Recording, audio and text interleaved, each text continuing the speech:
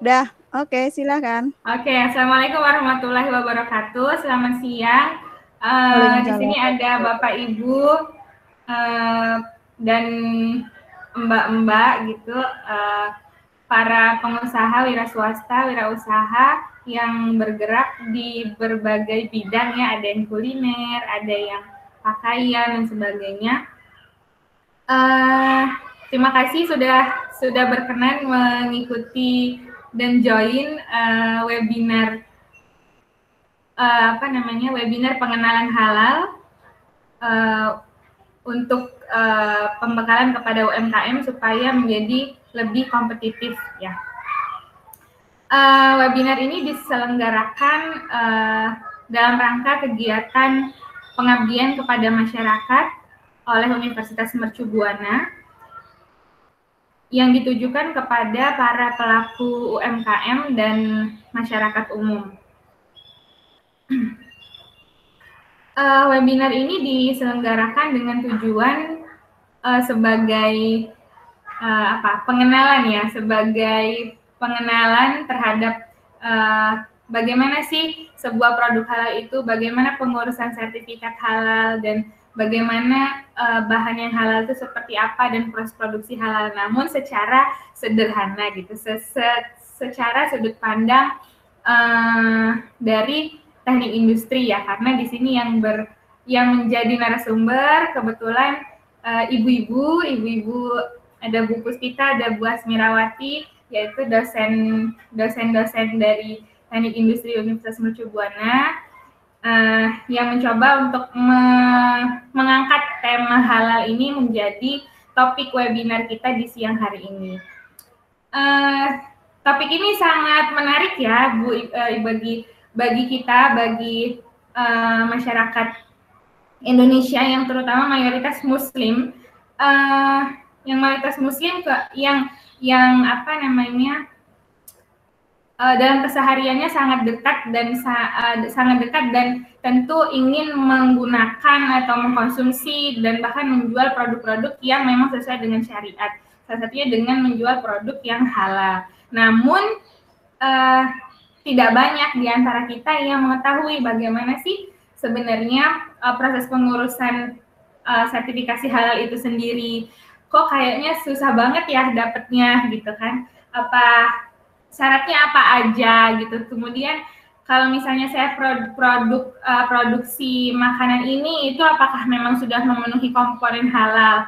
Atau misalnya saya menjual produk ini, apa nanti yang mau diperiksa gitu. Nah, sedikit banyak kita akan sharing gitu, bukan menggurui, karena ini juga materinya juga berasal dari sumber yang terpercaya MUI ya, Bu Puspita ya, dari MUI, kemudian dari workshop yang sudah pernah diikuti mengenai proses untuk sertifikasi halal.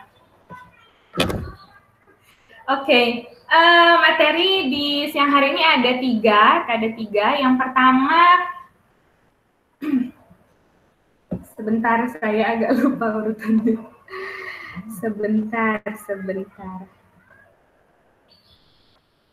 Yang pertama adalah konsep halal dan latar belakang sertifikasi halal. Ada 11 kriteria, dan ini nanti pembicaranya akan disampaikan langsung oleh Ibu Puspita Dewi Widayat, STMT, seorang dosen teknik industri Universitas Mercu Buana dan seorang pemerhati halal. Beliau juga sudah mengikuti berbagai workshop yang berkaitan dengan produk halal gitu ya. Jadi nanti sedikit banyak sudah mengetahui mengenai kriteria atau konsep halal itu apa dan sertifikasi halal. Yang kedua adalah pengetahuan bahan halal. Nah, kalau ini akan disampaikan oleh Ibu Bonita Sari Nurul Alfa. Nanti kita lihat ya orangnya yang mana. Itu mengenai pengetahuan bahan halal ya. Secara dasar gitu ya. Kemudian yang ketiga adalah proses produksi halal, akan disampaikan oleh Ibu Asmirawati Ismail, ya, Ustazah ini ya, Ibu Ustazah gitu, seorang dosen teknik industri juga, pemerhati halal juga. yang akan menyampaikan dasar-dasar mengenai proses produksi halal, karena produk halal itu tidak akan terlepas dari proses produksi yang juga harus halal gitu. Baik, apa lagi ya? Oh iya, ada yang menarik di akhir acara setelah 3 materi disampaikan, baru akan diadakan sesi tanya jawab. Akan disediakan door prize bagi 3 orang penanya gitu ya. Berapa ya hadiahnya? Wah, pokoknya cukup menggembirakan ya. Dan mudah-mudahan pertanyaannya bisa dijawab. Kalau nggak bisa dijawab ya nanti kita saling sharing aja. Mungkin ada yang lebih tahu dan nanti kita cari tahu sama-sama. Gitu. Ini sifatnya sharing dan untuk memunculkan keinginan awal bahwa oh iya ya, produk yang saya jual itu nantinya entah tahun depan, entah tahun depannya lagi itu akan diurus ke sertifikasi halalnya gitu. Baik, apakah kita bisa mulai dengan materi pertama dengan Ibu Puspita? Sudah siap, Bu? Kalau sudah siap, silakan dimunculkan presentasinya dan akan kita simak. Waktunya selama 20 menit saya kira cukup ya, sampai pukul 14.40. Iya. Silakan Bu Puspita. Selamat menyimak Bapak Ibu. Oke. Terima kasih Ibu Bonita. Sudah terlihat? Sudah. Oke, terima kasih.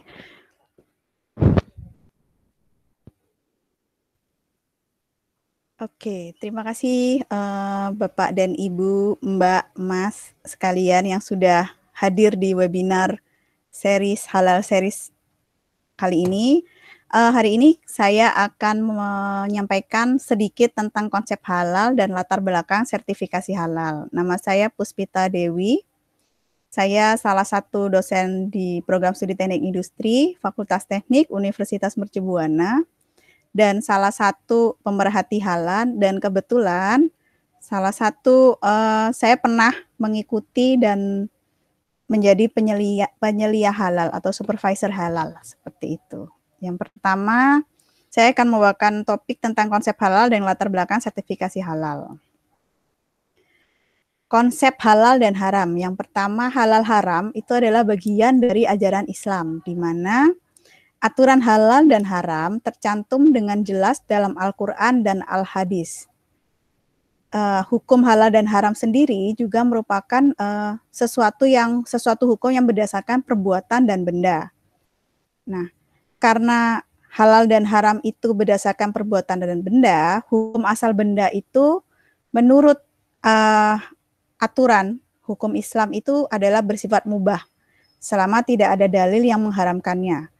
Dari hukum asal benda mubah tersebut inilah yang menjadi dasar dibuatlah sebuah sistem, yaitu sistem sertifikasi halal.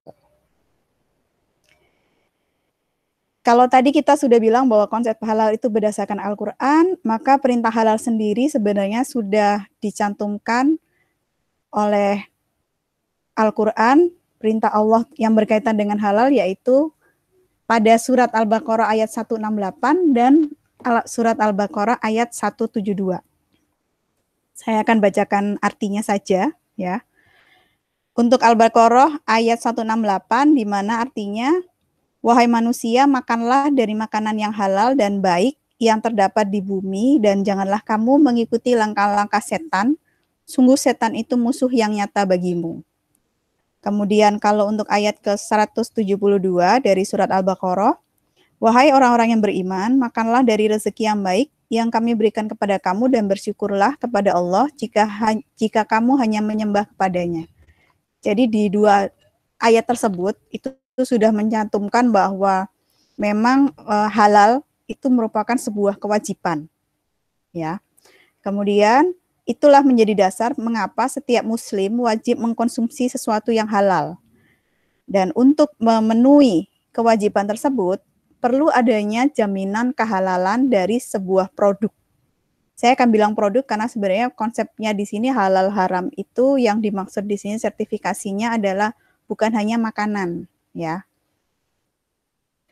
Kemudian dasarnya apa hukum halal dan haram dalam syariah Islam seperti yang tadi sudah saya jelaskan adalah yang paling utama adalah Al-Quran, kemudian hadis Quran, yang berikutnya adalah karena kita yang berkaitan dengan teknik industrian itu teknisnya, yaitu untuk kasus tertentu perlu penjabaran teknis. Jadi kita sebenarnya kami ini salah satu praktisi teknik industri yang juga dosen teknik industri itu lebih fokus ke teknis dari pelaksanaannya.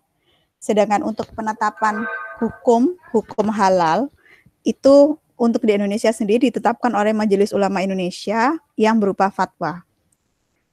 Tidak hanya di Indonesia sebenarnya untuk Majelis Ulama Indonesia menetapkan fatwa, di negara lain, di beberapa negara juga ada majelis-majelis khusus, badan-badan khusus yang memang memiliki tugas untuk menetapkan hukum halal haramnya itu. Seperti di Malaysia ada, di Singapura, dan di yang saya tahu di Korea juga sudah ada. Nah, sekarang kita masuk ke definisi. Apa itu halal, apa itu haram, apa itu najis. Ya. Halal menurut Al-Quran dan Al-Hadis adalah sesuatu yang diperbolehkan. Kemudian toyib, sesuatu yang aman, baik, suci, bersih, dan tidak berbahaya bagi kesehatan. Jadi, halal di sini berdasarkan ayat yang tadi saya sebutkan di awal, yaitu Al-Baqarah di ayat 168 dan 172, halal itu harus dikombinasikan dengan toyib. Ya. Sedangkan apa itu haram? Haram adalah sesuatu yang dilarang menurut syariat Islam. Di mana menurut Al-Quran ada di Al-Baqarah 173, di Al-Maidah ayat 3, dan Al-An'am ayat 145, dan Al-Nahl ayat 115. Apa itu sesuatu yang haram? Di gambar sudah tercantum bahwa contoh-contoh sesuatu yang disebut haram adalah babi, itu sudah jelas, bangkai, darah, binatang yang disembelih dengan menyebut nama selain Allah, dan kamar. Mungkin kalau kamar sudah masih ingat di beberapa minggu terakhir yang berkaitan dengan investasi, pembukaan Indonesia membuka investasi untuk pembangunan pabrik kamar. Nah, padahal di situ sudah dijelaskan bahwa kamar itu adalah salah satu hal yang haram. Ditambahkan lagi, menurut fatwa MUI, ada penambahan lain selain 5 hal tersebut adalah bagian tubuh manusia. Jadi bagian tubuh manusia itu bisa masuk kategori bangkai, itu juga sesuatu yang diharamkan. Sedangkan menurut hadis adalah hewan buas atau bertaring, hewan menjijikkan, dan hewan yang hidup di dua alam. Selain hal-hal tersebut, ada juga pengecualian, di mana menurut hadis riwayat Bukhari Muslim, semua hewan yang berasal dari laut atau hidup di air adalah halal, walaupun tidak disembelih. Itu ada pengecualian ya. Jadi kalau dibilang, kalau misal bangkai ikan itu halal atau haram, ya kan? Kalau berdasarkan hadis riwayat Bukhari Muslim, semua yang berasal dari laut, ikan kan dari laut ya, yang hidup di air adalah halal walaupun tidak disembelih. Jadi meskipun ikan tidak disembelih, dia itu termasuk adalah kategorinya halal. Kemudian setelah tadi definisi halal, haram, yang berikutnya adalah najis. Najis adalah suatu kotoran yang dapat menyebabkan tidak sahnya ibadah. Ada najis berat, najis sedang, dan najis ringan. Mutanajis, yaitu benda yang terkena najis, itu hukumnya adalah haram. Jadi benda yang terkena najis berat, najis sedang, dan najis ringan, menurut definisi ini adalah hukumnya haram. Berikutnya, kenapa sih kita perlu melakukan sertifikasi halal? Kenapa halal itu penting bagi sebuah produk. Kenapa halal itu menjadi salah satu yang harus dipikirkan bagi pelaku UKM, bagi pelaku industri, bagi orang yang memproduksi, bahkan mungkin orang yang mengkonsumsi. Seperti kita tahu, menurut data Muslim Population tahun 2019, populasi Muslim di dunia itu adalah 28,68% dari populasi dunia, atau nilainya adalah 2,18 miliar. Kemudian, di Indonesia sendiri, populasi Muslim di Indonesia itu lebih dari 80%. Itu menurut sensus penduduk 2010. Di mana populasi Muslim di Indonesia itu merupakan populasi Muslim terbesar di dunia.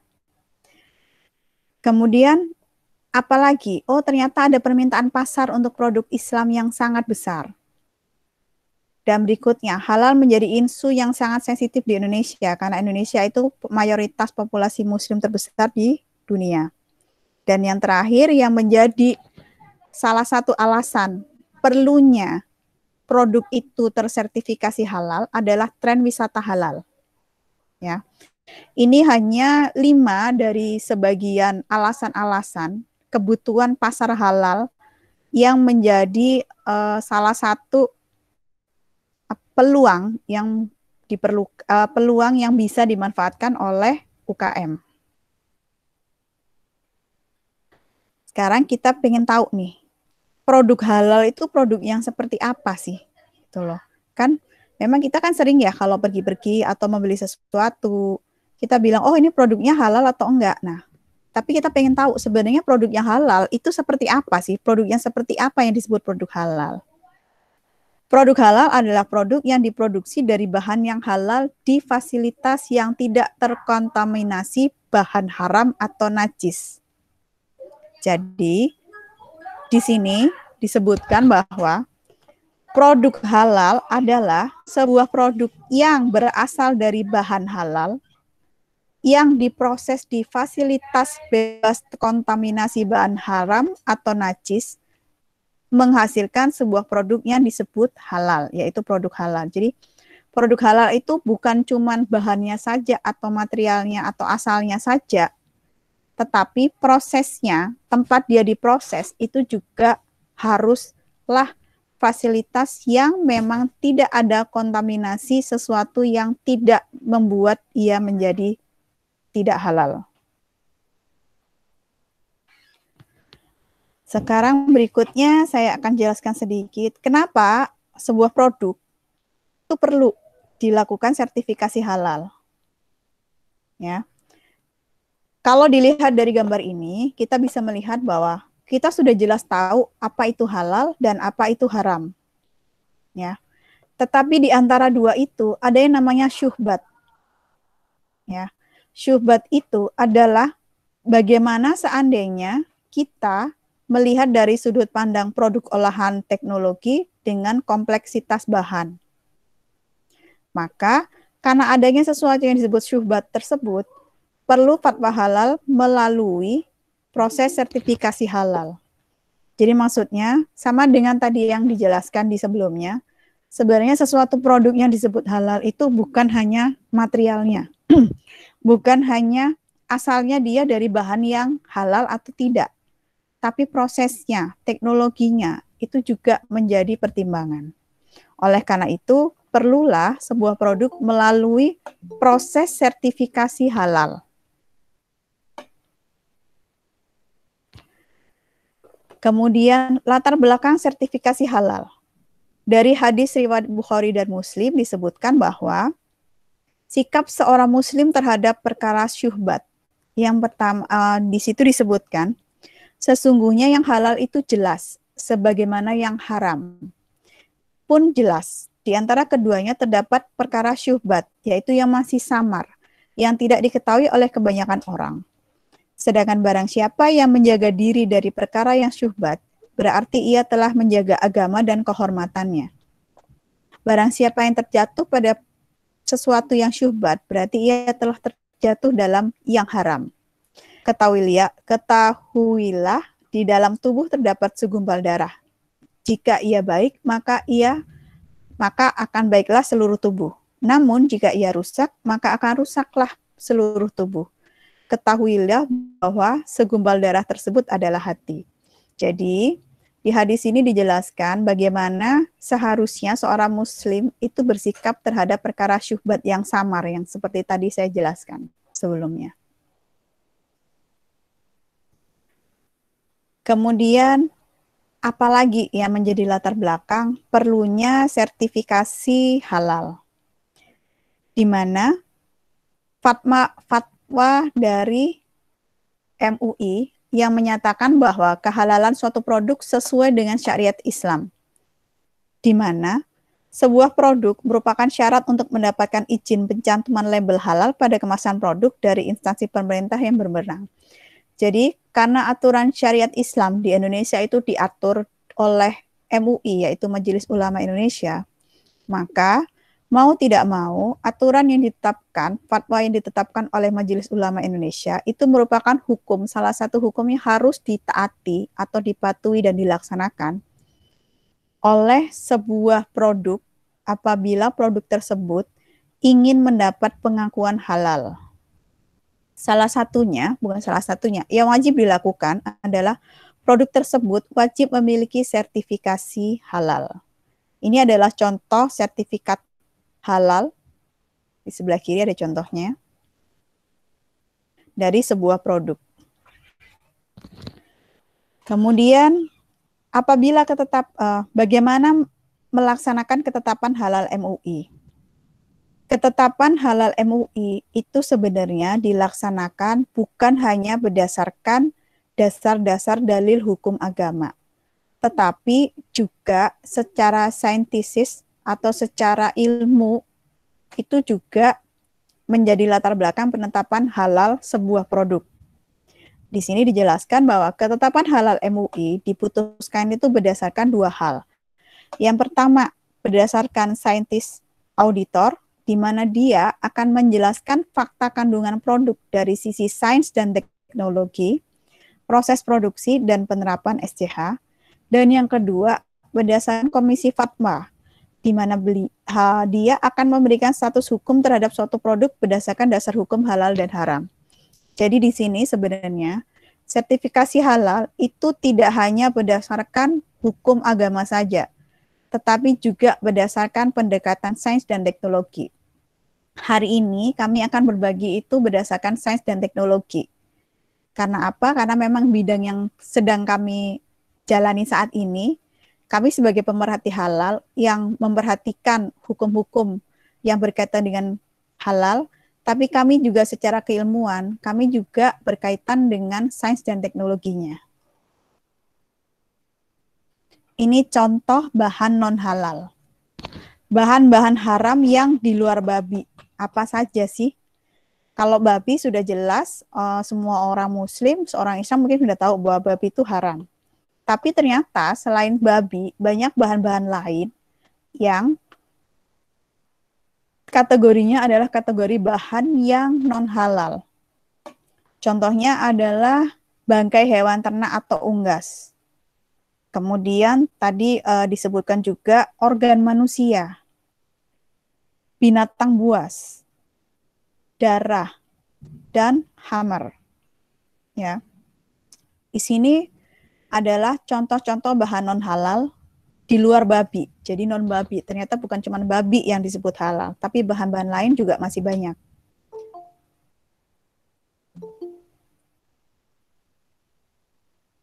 Berikutnya adalah, kalau ini mungkin semua sudah pada ngerti ya, contoh bahan non-halal yang babi. Di sini disebutkan juga babi dan turunannya. Mohon diingat, babi itu punya banyak turunan. Setiap bahan itu memiliki banyak turunan. Jadi bukan cuma babi itu mungkin daging babinya saja, ternyata tidak. Babi dan turunannya. Ada bulunya babi, kulitnya, tulangnya, gelatinnya, jeroannya, lemak, dan termasuk daging. Ya. Di sini ada contoh dari bulu babi. Ternyata bulu babi itu bisa dijadikan produk. Apa contohnya? Produk sikat gigi. Ya. Ternyata ada sikat gigi dari bahan bulu babi. Kalau kulit babi, siapa yang suka makan rambak ini? Biasanya kalau orang Jawa Tengah pada ngerti nih, kerupuk rambak. Nah, itu. Kemudian ternyata kulit babi juga ada yang menggunakan sebagai bahan aksesoris. Tulang babi, gelatin. Nah, ini gelatin ini yang berkaitan biasanya cangkang kapsul obat, ya, dan bahan tambahan makanan lainnya. Ternyata segala sesuatu yang berkaitan dengan dari bahan babi dan turunannya itu termasuk kategori bahan non halal. Kalau tadi sudah dijelaskan berkaitan dengan hukumnya menurut MUI, fatwanya menurut MUI, bagaimana dengan regulasi Indonesia, bagaimana dengan hukum undang-undang di Indonesia. Menurut Undang-Undang Nomor 33 Tahun 2014 tentang jaminan produk halal, di situ dijelaskan bahwa regulasi halal di Indonesia itu sudah ada payung hukumnya berdasarkan Undang-Undang Nomor 33 Tahun 2014, di mana ada 3 pasal yang menurut kita perlu dijadikan pedoman, ya. Semua produk wajib bersertifikat halal. Ini pasal 4 kecuali untuk produk haram. Jadi di sini dijelaskan di pasal 4 semua produk wajib bersertifikat halal, sedangkan di pasal 26 kecuali produk haram. Jadi menurut undang-undang sebenarnya semua produk itu harus halal kecuali memang produk yang haram, ya. Yang berikutnya di pasal 1.1 produk yang dimaksud adalah barang dan atau jasa yang terkait dengan makanan, minuman, obat, kosmetik, produk kimiawi, produk biologi, produk rekayasa genetik, serta barang gunaan. Dari pasal 1.1 bisa diketahui bahwa sebenarnya halal itu bukan hanya sesuatu yang berkaitan sama makanan atau minuman, tetapi segala sesuatu yang akan berinteraksi dengan tubuh manusia. Contohnya apa? Obat. Obat minum. Bagaimana dengan obat yang oles? Salep seperti itu. Kemudian kosmetik. Kemudian produk kimiawi, produk biologi. Jadi sebenarnya kalau orang zaman dulu mungkin persepsinya halal haram itu hanya masalah makanan dan minuman. Ternyata tidak, halal haram itu adalah produk-produk yang akan berinteraksi dengan tubuh manusia. Itu di pasal 1.1 di Undang-Undang Nomor 33 Tahun 2014 tentang jaminan produk halal disebutkan.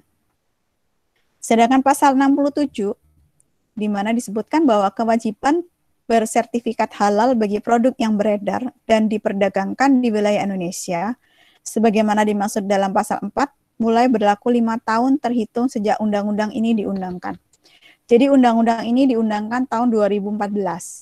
Artinya semakin secara dalam jangka waktu 5 tahun, semua produk yang beredar di Indonesia yang memang dia merupakan produk halal, maka dia harus memiliki sertifikat halal. Dan ini sedang dalam proses penerapan. Di beberapa tempat memang sudah mulai diterapkan, termasuk produk-produk UKM. Jadi bukan cuma produk untuk barang-barang yang dihasilkan oleh manufaktur-manufaktur besar, tetapi produk UKM juga harus melaksanakannya. Berikutnya saya akan masuk ke 11 kriteria sistem jaminan halal. Kalau tadi kita sudah bicara tentang sertifikasi halal. Nah, salah satu poin yang harus dipenuhi dari sertifikasi halal adalah kriteria sistem jaminan halal atau SJH. Saya akan membahas 11 kriteria ini, tapi secara umum karena secara khususnya nanti akan dibahas salah duanya oleh pembicara setelah saya. Yang pertama, kriteria pertama adalah kebijakan halal. Kebijakan halal itu wajib dimiliki oleh semua produk yang menghasilkan produk halal. Di mana ini merupakan bentuk komitmen tertulis untuk menghasilkan produk halal secara konsisten yang sesuai dengan bisnis proses perusahaan. Ini saya kasih contoh kebijakan halal yang dimiliki oleh Holland Bakery, ya. Untuk semuanya mungkin udah biasa makan roti Holland ya. Nah, ini adalah contohnya. Komitmen dari Holland Bakery untuk menghasilkan produk yang halal secara konsisten. Kriteria kedua, tim manajemen halal. Jadi di sebuah perusahaan itu harus memiliki tim manajemen halal. Bagaimana dengan di UKM? Tetap sama, harus punya tim manajemen halal. Cuman mungkin tim manajemen halalnya secara jumlah dia akan tidak sebesar di perusahaan besar. Ya. Apa itu tim manajemen halal? Sekelompok orang yang bertanggung jawab terhadap perencanaan, implementasi, evaluasi, dan perbaikan SJH atau sistem jaminan halal dari sebuah perusahaan. Ini adalah contoh sistem jaminan halal, bagaimana dia membentuk tim manajemen halalnya. Ini dari Madu Pramuka. Ini saya dapat contoh dari produk Madu Pramuka. Berikutnya pelatihan. Jadi setiap perusahaan atau organisasi UKM yang menerapkan sistem jaminan halal untuk mendapatkan sertifikasi halal harus punya agenda untuk pelatihan. Pelatihannya harus pelatihan internal, pelatihan yang diselenggarakan oleh perusahaan itu sendiri, dan pelatihan eksternal. Pelatihan yang diselenggarakan oleh pemangku kepentingan, yaitu LPPOM MUI. Pelatihan apa yang harus ada? Pelatihan yang berkaitan dengan HS 23.000. HS 23.000 itu adalah sistem jaminan halal. Yang keempat, bahan. Bahan baku, raw material, bahan tambahan aditif material, dan bahan penolong atau processing aid dari sebuah produk harus memenuhi kriteria-kriteria halal bahan serta terkait dengan asal dan penggunaannya. Jadi, untuk yang bahan nanti akan dijelaskan lebih detail dengan Bu Bonita. Saya akan kasih gambarannya. Untuk bahan yang dimaksud di sini adalah bahan itu seperti saya tadi bilang, bukan hanya bahannya harus halal, tetapi prosesnya untuk membuat bahan tersebut itu juga harus melalui proses halal. Yang kelima yaitu produk. Produk yang didaftarkan memiliki sertifikasi halal. Ini adalah dua contoh produk. Jika produknya adalah produk industri pengolahan, maka produk yang didaftarkan untuk sertifikasi halal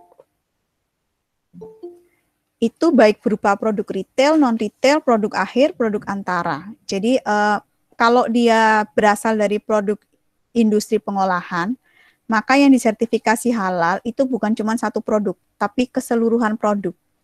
Baik itu retail, non-retail, produk akhir, maupun produk antara. Kalau yang disertifikasi halal itu adalah sebuah produk restoran atau catering, ya, itu semua menu yang disajikan, baik dibuat sendiri oleh perusahaan maupun menu yang dibeli dari pihak lain, termasuk menu titipan, rekanan, menu musiman, atau menu ekstra ini. Jadi kalau misal catering X itu ingin cateringnya tersertifikasi halal, maka produk yang mendapatkan sertifikasi halal bukan hanya produk yang dia masak saja atau yang dihasilkan oleh perusahaan catering tersebut. Kalau dia mendapatkan, misal nih, dia di sebuah catering, dia tidak membuat es, maka kalau dia membeli es batu mungkin ya, es batu dari pihak lain, es batu tersebut juga harus punya sertifikasi halal agar keseluruhan produk dari catering atau restoran tersebut itu disebut tersertifikasi halal. Seperti itu. Berikutnya nomor 6 adalah fasilitas produksi. Seperti tadi saya bilang, semua fasilitas yaitu alat-alat yang dipergunakan untuk proses produksi, baik itu semua lini produksi dan peralatan pembantu, itu wajib bebas najis. Baik itu fasilitas yang dimiliki sendiri atau fasilitas yang nyewa atau menyewakan atau pinjam di tempat lain.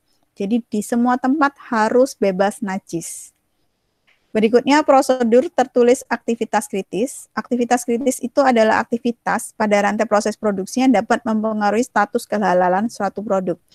Jadi di sini kalau untuk sertifikasi halal ada yang namanya fokusnya adalah aktivitas kritis. Aktivitas kritis adalah sebuah aktivitas dalam satu lini produksi yang bisa mempengaruhi kehalalan sebuah produk. Ya. Untuk detailnya nanti akan ada di seri-seri berikutnya. Berikutnya nomor 8, kriteria ke-8 adalah kemampuan telusur, di mana pembuktian bahwa produk yang disertifikasi berasal dari bahan yang disetujui dan diproduksi di fasilitas yang memenuhi kriteria dan ada bukti yang dapat ditelusuri. Jadi, kalau untuk produk yang harus tersertifikasi halal, itu kita harus tahu bahan pembuat produknya tersebut itu apakah memang kategorinya adalah bahan baku yang halal. Nah, setelah kita tahu dia bahan baku yang halal, kita harus bisa menelusuri bahwa memang produk tersebut, bahan tersebut, itu memang bisa ditelusuri sistem kehalalannya. Dan itu wajib, makanya dia disebut kemampuan telusur. Yang nomor 9 kriterianya adalah penanganan produk yang tidak memenuhi kriteria. Jadi gini, sebuah produk pada saat dia disertifikasi halal, kemungkinan bisa juga dia tidak akan lolos sertifikasi halal. Nah, di sini nomor 9, setiap usaha, unit bisnis, atau organisasi atau UKM itu harus tahu bagaimana menangani produk yang tidak memenuhi kriteria. Jadi dia sudah mempertimbangkan seandainya produk ini tidak memenuhi syarat sertifikasi halal karena sesuatu hal, misalnya karena bahan yang tidak disetujui atau fasilitas yang tidak memenuhi kriteria, ini produknya mau dikemanakan, itu harus ada sistemnya. Berikutnya yang nomor 10 adalah audit internal. Jadi kriteria untuk sistem jaminan halal yang ke-10 adalah setiap organisasi, mau itu manufaktur, mau itu pabrik, mau itu UKM, mau itu apapun organisasinya harus memiliki audit internal. Audit internal secara sistem, ya. Baik itu SOP-nya itu sudah ada, penjadwalannya, pelaksanaannya, prosesnya, pelaporan, dan evaluasinya. Jadi siklus audit internal itu harus ada dan harus diterapkan. Dan kriteria yang terakhir adalah kaji ulang manajemen, di mana setelah melakukan audit, wajibnya itu dilakukan kaji ulang manajemen, atau bahasa yang biasanya sehari-hari dipergunakan adalah manajemen review kalau untuk auditor ya. Ini juga wajib ada. Kenapa? Karena sertifikasi halal, sistem penjaminan halal itu adalah sebuah perbaikan yang berkelanjutan. Maka diperlukan sebuah kaji ulang manajemen untuk mengetahui efektivitas pelaksanaan oleh manajemen puncak. Jadi ibaratnya gini, kalau bosnya minta atau pemilik perusahaan minta sebuah UKM atau perusahaan itu tersertifikasi halal, maka si kepalanya itu atau si pemiliknya atau si manajemen puncak harus bertanggung jawab untuk mendukung pelaksanaan sertifikasi halal dan penerapan sistem jaminan halal. Oke, saya rasa cukup sekian dari presentasi saya. Saya akhiri presentasi hari ini, saya kembalikan ke berikutnya mungkin balik ke moderator, ke MC ya. Silakan Bu Bonita. Terima kasih. Saya akhiri. Oke, terima kasih Bu Puspita. Sepertinya semua materi sudah disampaikan. Cukup lengkap ya materi dari Bu Puspita.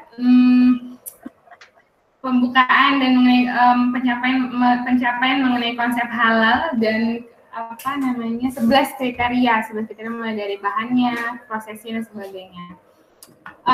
Kita akan menuju ke pembicara kedua, di mana pembicara kedua adalah saya sendiri gitu, karena di sini nggak ada MC ya. Jadi dari kita untuk kita. Pembicara kedua adalah saya. Sebentar saya akan present now.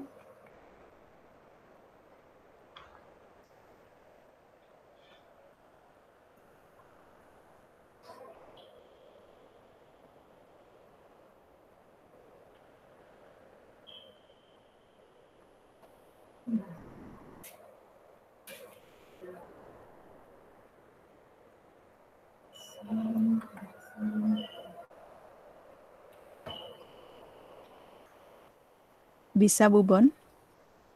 Apakah bisa dilihat slide-nya? Sudah tampil belum ya?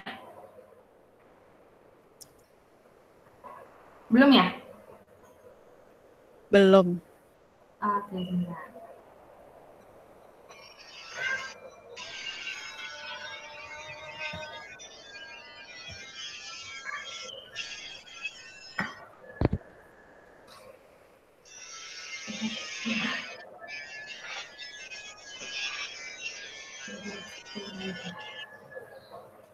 Ini udah belum ya?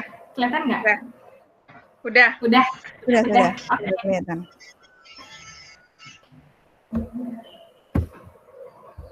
Muka saya juga kelihatan ya? Oke, sebentar. Bismillahirrahmanirrahim. Kameranya belum dinyalain ya, Bu Bon? Kameranya belum? Oh iya. Mau lihat muka saya ya, Bu Puspita. Oke, setelah tadi konsep halal dan 11 kriteria produk halal, kemudian selanjutnya sesi kedua atau materi kedua hari ini akan dijelaskan mengenai pengetahuan bahan halal tapi secara dasar ya, dasar basic gitu. Mungkin yang hadir di sini juga lebih banyak pakar gitu, ada yang ahli gizi ya, mungkinnya ada ahli gizi, ada yang dari farmasi, itu mungkin lebih paham mengenai bahan-bahan kimia daripada saya gitu. Cuma ini kita coba sharing aja mengenai pengetahuan bahan halal secara dasar ya, secara umum. Sebenarnya sudah banyak disampaikan oleh Bu Puspita tadi mengenai bahan halal. Kita mulai dulu dari produk halal itu apa sih? Produk halal yang diproduksi dari bahan yang halal di fasilitas yang tidak terkontaminasi bahan haram atau najis ya.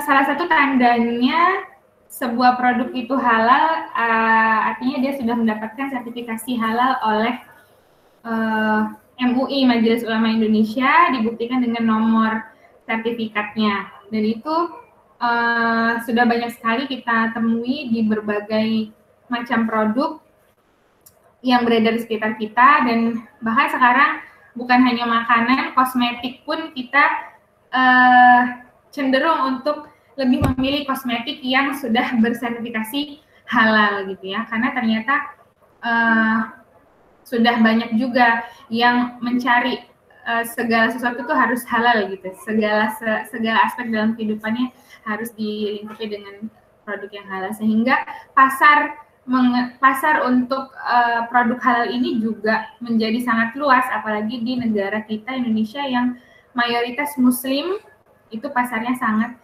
luas, dan sangat penting bagi kita untuk tahu apakah produk kita itu mengandung bahan yang halal atau tidak gitu. Secara pengertiannya halal, haram, kemudian ada thayyib ya, ada thayyib. Halal haram itu bagian dari ajaran Islam, tercantum dengan jelas dalam kitab Al-Quran dan Al-Hadis. Kemudian peraturan mengenai halal dan haram itu sudah sangat jelas diatur untuk setiap muslim gitu. Kemudian halal itu sesuatu yang dibolehkan menurut ketentuan syariat Islam ya. Segala sesuatu yang halal kecuali dilarang di dalam Al-Quran dan Al-Hadis. Sering kita dengar halalan toyiban. Apa sih sebenarnya toyib itu? Toyib itu adalah sesuatu yang baik, suci, tidak berbahaya bagi kesehatan. Kemudian yang haram itu berarti yang bukan diperbolehkan, alias sesuatu yang dilarang menurut ketentuan syariat Islam. Oke, haram ini kalau kita lihat dari asal-usul aturannya di dalam Al-Quran, itu tercantum di Al-Baqarah ayat 173 ya, intinya di 173, bahwa disebutkan bahwa ada hal-hal atau barang hal-hal yang diharamkan seperti yang sudah disebutkan Bu Puspita tadi juga sebelumnya, yaitu diantaranya bangkai, kemudian darah, daging babi, dan binatang yang ketika disembelih tidak disebut nama Allah gitu.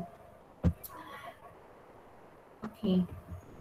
Kemudian selanjutnya yang haram lagi apa? Seperti Homer ya, yang lagi hits nih akhir-akhir ini, yang kalau ngikutin berita gitu kan sempat hits mengenai Homer gitu, pemerintah sempat menetapkan perpres, kemudian akhirnya dicabut lagi sesuai dengan apa? Karena berdasarkan diskusi dengan berbagai tokoh masyarakat tokoh Islamnya di Indonesia. Gitu, dan sangat disayangkan seperti itu. Oke. Kemudian yang selanjutnya lagi apa? Hewan buas atau hewan bertaring ya. Hewan buas atau hewan bertaring.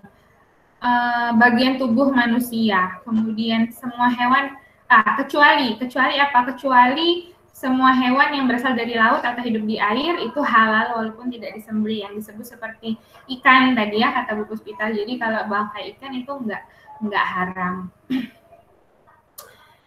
Oke. Nah, biasanya makanan-makanan yang disebut haram itu biasanya itu mengandung babi gitu. Itu mengandung minyak babi gitu ya, atau tulang babi dan sebagainya. Ada bahan-bahan haram sebetulnya yang di luar babi. Apa sih itu? Ya bangkai hewan tadi ya, bangkai hewan. Bangkai bisa digunakan untuk berbagai macam masakan, dendeng dan sebagainya. Hati-hati dengan bangkai ini. Jangan sampai produk yang kita buat itu asal usulnya berasal dari bangkai hewan yang sudah mati. Atau misalnya bangkai ayam gitu ya, seperti di gambar tadi, yang sudah mati, apa istilahnya, ayam tiren ya, ayam tiren gitu ya. Usahakan kita tahu betul bahwa ayam itu disembelih dengan menyebut nama Allah gitu ya, dan jelas kehalalannya saat kita ingin mengolah produk hasil produksi kita. Kemudian apa sih yang disebut lagi dengan bangkai itu? Yang kedua, dia tuh mati sendiri tanpa disembelih. Jadi entah karena dia apa sakit lah apa ya, tapi dia mati sendiri gitu. Tiba-tiba ayam mati gitu, kita makan itu dilarang. Kemudian yang ketiga, mati karena tercekik, dipukul, jatuh, ditanduk, diterkam, binatang buas kecuali sempat disembelih ya. Itu juga tidak boleh. Karena ada aturannya untuk menyembelih hewan ya, bahkan menyembelih ayam, sapi, kambing dan sebagainya. Kemudian selain itu ada organ manusia. Contohnya yang pertama apa tuh? L-cysteine, terbuat dari rambut manusia, biasanya untuk pengembang roti atau bread improver dan obat batuk. Nanti coba diteliti lagi dari produk yang kita hasilkan itu apakah mengandung bahan ini. Yang kedua, penyubur ASI yang terbuat dari plasenta atau ari-ari. Mungkin dari beberapa ibu-ibu yang menyusui sempat membaca mengenai ini. Kemudian yang ketiga, kosmetik plasenta. Agak mengerikan ya sebetulnya fakta-fakta yang ada di di slide ini, ternyata banyak gitu. Peruntukan produk-produk atau bahan-bahan tambahan terhadap produk yang asalnya itu ternyata dari organ manusia. Kemudian ada essence of whole embryo, obat awet muda gitu ya, yang terbuat dari ekstrak bayi yang digugurkan. Astagfirullahaladzim ya. Jangan sampai kita bersentuhan dengan itu. Kemudian apalagi sih? Binatang buas tadi selain yang bertaringnya, serigala, harimau, singa, itu tidak boleh dimakan, tidak boleh dipergunakan untuk produk olahan kita, produk yang kita hasilkan. Kemudian darah, apa saja untuk membuat marus pencampur makanan itu tidak boleh. Sebagai media fermentasi, campuran sosis dan sebagainya. Karena kita nggak tahu ya, karena di dunia ini manusia tuh ada yang macam-macam bentuknya, ada yang manusia yang baik, taat, ada juga yang jahat, ada juga yang dia sholat tapi dia menghalalkan penggunaan darah misalnya untuk mewarnai sosis biar merah atau pasti juga nggak. Seperti itu ya, macam-macam akal manusia, sehingga kita semoga kita dijauhkan dari hal-hal yang seperti ini. Kemudian pembuatan vaksin juga perlu ditelusuri media fermentasi dan campuran lainnya. Kemudian Homer. Homer adalah minuman yang difermentasi, minuman yang mengandung alkohol atau etanol meski sedikit kadarnya untuk minuman keras, alkoholik drinks, untuk mencampur minuman atau masakan gitu ya.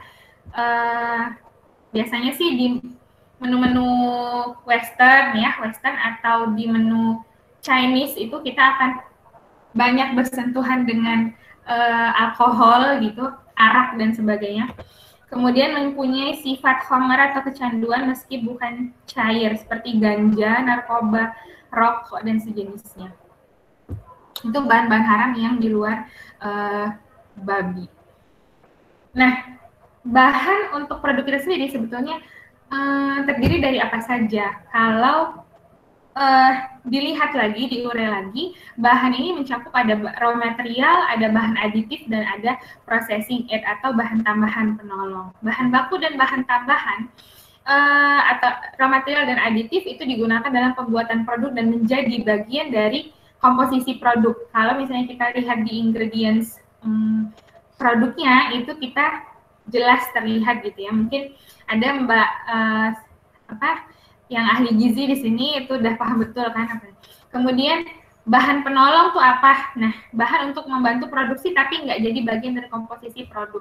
Jadi dia sifatnya hanya membantu proses produksinya dengan menjadi katalisator, pelarut, enzim, bahkan air untuk mencuci ya, kuas untuk mengoles kue. Hati-hati dengan kuas. Seperti yang dicontohkan oleh Bu Puspita tadi sebelumnya, ternyata ada loh sikat gigi yang asalnya tuh dari apa tadi Bu?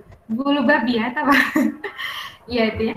Itu hati-hati dengan kuas untuk mengoles kue. Untuk mengoles kue juga kita harus perhatikan betul. Kemudian ketentuan bahan halal. Semua bahan harus memenuhi ketentuan halal. Bahan-bahan tersebut apa saja? Diulang lagi adalah bahan bukan dari babi dan turunannya, bahan tidak boleh berasal dari bahan haram atau najis, bahan bebas dari kontaminasi bahan haram atau najis, bahan bukan khamr. Yang termasuk khamr itu apa? Seperti rum, angciu, mirin, ya. Nanti kita lihat. Yang masih banyak kita temuin itu rum ya, rum. Tapi kalau masyarakat Muslim semakin kesini semakin sadar bahwa akan mencari misalnya roti ya yang tidak ada rumnya gitu kan. Sudah mulai paham.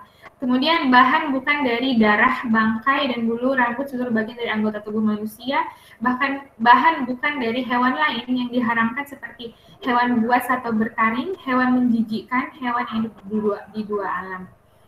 Bahan bukan dari bangkai atau hewan yang disembelih tidak sesuai dengan hukum Islam. Nah, bagaimana sih si MUI ini, apa istilahnya, panitia MUI ya? Apa Bu Puspita nyebutnya? Auditor. Auditor halal itu akan memeriksa produk kita. Dia akan mengelompokkan dulu nih, produk kita ini termasuk produk dengan bahan yang hewani, bahan nabati atau bukan. Kalau dia bahannya hewani, dia akan telusuri dulu. Ada grafiknya gitu ya. Dia termasuk apa? Ke dalam golongan susu, telur, ikan. Kemudian apakah ada pengolahan? Kalau dia tidak ada pengolahan, maka susu, telur, dan ikan itu otomatis dia tidak menjadi titik kritis yang harus diperhatikan kehalalannya. Berarti dia lolos gitu kan. Kalau dia ada pengolahan, berarti ada sesuatu yang harus ditelusuri. Karena tadi ada salah satu syarat untuk halal itu mampu telusur ya, Bu Puspita ada mampu telusur. Jadi dia masuk ke titik kritis kalau dia ada pengolahan gitu. Kemudian kalau dia masuk golongan daging dan hasil samping seperti lemak, tulang, kulit dan sebagainya, apakah daging dan hasil samping itu berasal dari hewan halal? Jika tidak jelas, maka bagian-bagian dari hewan itu pun menjadi haram. Masuk lemaknya, tulang, kulit, lemak babi, tulang babi, kulit anjing gitu ya, kulit buaya misalnya, itu haram. Kemudian tapi kalau dia berasal dari hewan halal, kita lihat lagi nih, apakah dia disembelih dengan syariat Islam dan punya sertifikat halal MUI atau lembaga yang diakui oleh LPPOM MUI. Kalau misalnya dia nggak ada sertifikatnya, berarti dia nggak boleh digunakan. Nggak jelas nih, nggak ada sertifikatnya, nggak boleh. Kalau dia ada sertifikatnya dan ada pengolahan lanjutan, maka dia masuk ke titik kritis. Sedangkan yang tidak ada pengolahan, maka dia non titik kritis. Artinya memang dia halal. Artinya raw material. Daging itu emang langsung dimakan gitu, nggak perlu diolah lagi. Memang yang berkembang sekarang kan justru banyaknya adalah industri-industri pengolahan makanan. Dari raw material daging itu diolah menjadi sosis, nugget, kemudian berbagai macam produk kalengan yang kita nggak tahu itu khas dia menggunakan campuran apa. Nah itu yang menjadi titik kritis untuk pemeriksaan halal. Ya. Slide ini juga tadi ada di presentasinya Bu Puspita sudah disampaikan. Mungkin kita skip aja. Gelatin ya, gelatin ini yang banyak kita temui juga untuk membentuk gel, pengental, membentuk film dan stabilizer, emulsifier dan sebagainya. Nah, bagaimana dengan titik kritis bahan nabati? Bahan nabati bahan yang berasal dari tanaman pada dasarnya halal, tapi bila diproses dengan menggunakan aditif dan atau bahan penolong yang tidak halal, maka bahan nabati ini akan menjadi tidak halal juga. Lagi-lagi pengolahan, titik kritisnya ada di pengolahan. Kalau dia nggak ada pengolahan, maka dia non titik kritis tidak perlu diperiksa lagi gitu ya. Kalau dia pengolahan, maka dia ditanya lagi apakah ada kultivasi mikrobial, apakah ada bahan penolong di sana. Kalau misalnya dia dengan ada fermentasi Homer. Kalau dia, dengan fermentasi Homer ini pilihannya ada titik kritis dan haram. Jadi hati-hati jika di dalam pengolahan makanan kita ada fermentasi Homer. Kalau tidak, apakah dia punya bahan tambahan penolong? Nah itu kalau enggak ya langsung non-TK dan kalau ya. Kemudian produk olahan nabati. Apa aja sih kayak dried product? Makanan kering gitu, keripik gitu kali ya. Makanan yang dikeringkan, kemudian tepung terigu, cabai, rempah, emulsifier, soya, lecitin, gula. Hati-hati, buah-buahan kaleng, saus, pati dan sebagainya. Kalau kita bayangkan kalau di negara ini tuh nggak ada lembaga seperti MUI, nggak ada auditor yang memeriksa setiap produk yang nggak ada LPPOM. Bayangkan betapa kita takut untuk makan produk yang sekarang tuh banyak sekali jenisnya, dan sekarang lagi banyak musim frozen food ya kan, banyak di sini juga beberapa pengusaha frozen food. Takut ya, kita semakin takut mau ini takut ini, tapi itulah pentingnya peran MUI di sini, peran auditor halal untuk memeriksa dan mensertifikasi sebuah produk itu memang benar halal. Cap halal itu akan menenangkan kita untuk mengkonsumsi produk tersebut. Bahkan olahan nabati pun ini harus diperhatikan titik kritis pada kandungannya. Kemudian setelah itu apa? Setelah hewani, nabati, ada produk mikrobial. Apa sih? Kayak keju, yogurt. Ini pickles itu kayak apa, sayuran yang diawetkan itu ya. Sauerkraut itu kayak apa? Kol itu ya nggak sih? Kol yang difermentasi itu ya. Seperti itu jenis itu. Dan minuman beralkohol, pewarna, angka ya. Sekarang banyak juga yang bebek yang merah itu ya. Makan bebek merah lagi hits juga itu kan. Itu hati-hati. Glukosa sirup dan sebagainya. Oke. Nah, jelas kalau produk mikrobial karena dia adalah bahan penolong, kita perlu curiga gitu, perlu kita telusuri asal usulnya sehingga dia menjadi perlu diidentifikasi titik kritisnya. Yang jelas haram apa? Produk mikrobial yang jelas haram itu seperti alkohol ya, hammer. Produk sampingannya fuel oil, amil alkohol, isoamil alkohol, N-butyl alkohol dan sebagainya. Yang sering juga digunakan dalam industri pangan, obat-obatan dan kosmetik. Beberapa bumbu masakan yang mengandung alkohol nih ibu-ibu. Kalau kita jualan produk makanan, hati-hati. Jangan sampai menggunakan produk-produk yang mengandung alkohol, walaupun itu akan membuat masakan kita jadi enak. Kalau kayak kita ke Chinese food,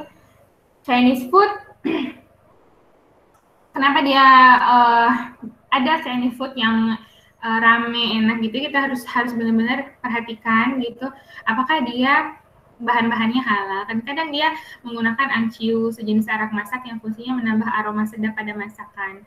Anciu merupakan fermentasi dari beras ketan ya. Kemudian mirin, arak juga. Kadar alkoholnya sebanyak 14%. Arak putih, saus char siu dan sebagainya yang mengandung alkohol, hati-hati. Bahan yang harus dilengkapi sertifikat halal apa saja? Yang pertama berasal dari hewan dan turunannya, contohnya daging, gelatin, arang, tulang, enzim hewan itu harus dilengkapi sertifikat halal. Bahan yang umumnya diproduksi dengan proses atau bahan yang kompleks, vitamin dan flavor. Mengenai yang daging tadi, ini lagi banyak banget gitu yang berjualan gitu ya. Daging frozen. Ibu-ibu bisa mengambil peluang dari usaha frozen food itu dengan sertifikasi halal. Daging-daging yang dijual itu bisa lebih meyakinkan dengan label halal gitu. Kemudian umumnya diproduksi dengan proses dan bahan yang kompleks. Semakin kompleks prosesnya, maka kita patut curigai dan harus ditelusuri dengan baik. Bahan yang sulit ditelusuri kehalalannya, whey dan lactose. Bahan yang prosesnya menggunakan bahan dari hewan itu juga harus dilengkapi sertifikat. Nah, bagaimana dengan ketentuan bahan untuk produk luar? Produk yang digunakan di luar tidak dikonsumsi, baik berupa kosmetik, obat, dan jamu, contohnya krim wajah, salep, dan sabun. Bisa digunakan di produk luar, etanol yang nggak berasal dari industri khamar, plasenta hewan halal, bulu rambut dari hewan halal, termasuk yang disembelih secara syar'i.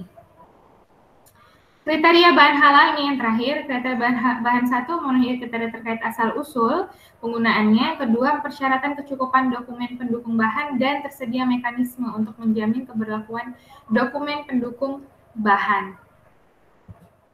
Nah, mengenai asal usul atau penggunaannya itu ya tadi ya, tidak boleh berasal dari bahan haram, bahan bebas dari kontaminasi bahan haram dan najis atau najis. Barang yang merupakan produk mikrobial harus memenuhi persyaratan, alkohol, etanol, dan hasil sampingnya harus memenuhi persyaratan. Bahan untuk produk luar harus memenuhi persyaratan, obat dan barang gunaan harus memenuhi persyaratan. Ini yang tidak boleh tadi, kriteria 1B. Tidak boleh bercampur dengan bahan najis atau haram. Jadi kalau ada restoran yang dia menunya ada babinya gitu ya, itu hati-hati gitu, jangan dicampur adukan. Kemudian bahan tidak boleh dihasilkan dari proses produksi yang juga digunakan untuk membuat produk yang menggunakan babi, tidak boleh dicampur. Kemudian persyaratan bahan yang merupakan produk mikrobial. Apa syaratnya? Mikroba bukan berasal dari hasil rekayasa genetika yang melibatkan gen babi atau gen manusia. Mikroba tidak pernah bersentuhan dengan unsur babi. Media atau bahan aditif dalam kultur tidak berasal dari babi. Persyaratan bahan media pertumbuhan, kemudian tidak menyebabkan infeksi dan intoksikasi pada manusia. Oke, ini mengenai etanol, ya, tidak berasal dari industri khamar. Etanol dari sumber yang lain seperti fermentasi singkong, jagung, molasses atau beetroot dapat digunakan. Etanol dapat digunakan sebagai pelarut atau bahan untuk sanitasi. Oke, kemudian persyaratan bahan untuk produk luar tadi sudah dijelaskan ya. etanol, tidak berasal dari industri hammer dan sebagainya. Untuk barang gunaan seperti barang yang diperuntukkan sebagai perlengkapan atau perhiasan seseorang seperti tas, ikat pinggang, sepatu, tempat handphone dan lain-lain. Bahan berikut dapat digunakan di barang gunaan: etanol yang tidak berasal dari industri hammer, kulit dari bangkai hewan, baik hewan yang makul alam, dagingnya boleh dimakan, maupun yang goir, makul alam, dagingnya tidak boleh dimakan kecuali anjing dan babi setelah dilakukan penyamakan. Bulu, rambut, tanduk bagian dari bangkai hewan halal termasuk yang tidak disembelih secara syar'i. Penyamakan adalah proses pensucian terhadap kulit hewan dengan ketentuan menggunakan sarana untuk menghilangkan lendir bau anjir yang nempel pada kulit, misalnya bahan kimia atau enzimatis, menghilangkan kotoran yang nempel di permukaan kulit, membilas kulit yang telah dibersihkan untuk mensucikan dari najis. Oke, ini kategori bahan ada tadi tidak kritis ya, kritis dan harus bersertifikat halal. Tidak kritis ya sayuran segar karena dia raw, material dari kebun langsung kita makan. Air murni, susu murni, telur murni, daging ikan murni, bihun ya sebagainya. Kritis dan harus bersertifikat halal daging, sosis dan turunannya ya, gelatin. Bahan dengan proses rumit atau bahan yang banyak ke flavor, fragrance, seasoning, premix, vitamin, bahan yang sulit ditelusuri kehalalannya seperti whey dan laktosa. Kritis namun tidak harus bersertifikat halal, contohnya selain nomor 1 dan 2, flavor, fragrance, dan campuran essential oil, soya lecithin, bawang goreng, telur bubuk, itu nggak harus bersertifikat halal, kayak tahu sutra, vitaminnya, produk mikrobiota sederhana. Kriteria bahan kedua, bahan kritis harus dilengkapi dengan dokumen pendukung yang cukup, tidak kritis, positive list ya. Kecukupan dokumennya apa? Dokumen kosong, kecuali jika bahan tersebut menggunakan nama dagang yang tidak sama dengan nama bahan. Contoh, daftar bahan tidak kritis pada SKLP POM untuk bahan umum, bahan flavor, dan bahan fragrance bisa dicek di halalmui.org. Kalau kategori bahannya kritis dan harus bersertifikat halal, kecukupannya adalah sertifikat halal MUI-nya, kemudian dijelaskannya nanti kritis namun tidak harus bersertifikat halal, non sertifikat halal berarti harus ada spesifikasi, diagram alir, pernyataan kuesioner dan sebagainya. Bahan tidak kritis itu apa sih? Kayak bahan alami yang nggak melibatkan pengolahan fisik, bahan mineral, tanaman yang dikeringkan tanpa bahan tambahan, tanpa pengolahannya, itu tidak kritis. Untuk lebih jelasnya nanti bisa di googling SK-nya MUI, Lembaga Pengkajian Pangan Lembaga Pengkajian Pangan Obat-obatan dan Kosmetika MUI ya, tentang daftar bahan tidak kritis, itu bisa dijelaskan. Oke, wow, sudah selesai. Terima kasih. Bagaimana? Banyak sekali ya. Wow. Mungkin langsung saja ya, kayaknya saya terlalu banyak ngomong ya. Langsung ke materi ketiga ya, Bu Asmirawati kayak udah nggak sabar ya nunggu materi ketiga, itu mungkin akan lebih banyak lagi mengenai proses produksi halal gitu. Bu Asmirawati ada waktu 20 menit sampai pukul 15.40, sehingga nanti kita akan ada waktu tanya jawab sampai 20-15 menit di akhir gitu. Jangan lupa ada door prize ya, satu orang 100.000 untuk 3 penanya. Dulu. Oke, silakan Bu Asmirawati. Bisa stop presenting. Bu Bonita bisa stop presenting. Oke, dilanjutkan ya Bu Asmirawati. Iya, Bu Bonita, terima kasih. Coba dulu sendiri ya, Mbak.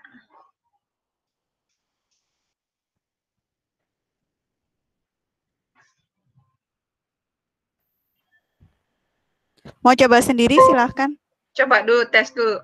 Oke. Nggak muncul juga di saya.